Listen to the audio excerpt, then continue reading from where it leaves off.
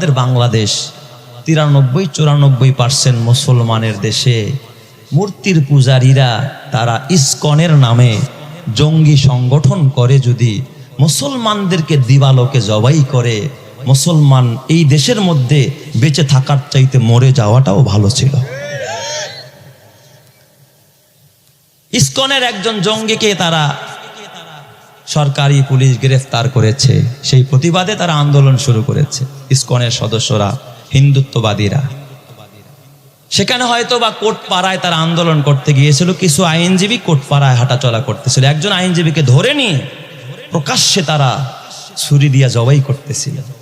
অথচ 94% মুসলমানের দেশে যেই কাজটা মুসলমান করতে সাহস পায় না, সেই কাজ কি করে সেই উগ্রবাদী হিন্দুত্ববাদী ইসকনের সদস্যরা একজন মুসলমানের দেশে থাইকা মুসলমানকে প্রকাশ্যে জবাই করবে। এই জন্য দ্ব্যর্থকণ্ঠে আজকের মাহফিল থেকে এই কথা আমি ব্যক্ত করতে চাই, মুসলমান অচিরেই এই বাংলার জমিন থেকে, শাহজালালের পুণ্যভূমি থেকে, শাহ মাখদুমের দেশ থেকে সেই ইসকনকে নিষিদ্ধ ঘোষণা করতে হবে, তাদের সকল কার্যক্রম বন্ধ করতে হবে। কথা ঠিক না ঠিক যা দেখা। আফসোস লাগে মুসলমান বেঁচে থেকে কি হবে বলেন?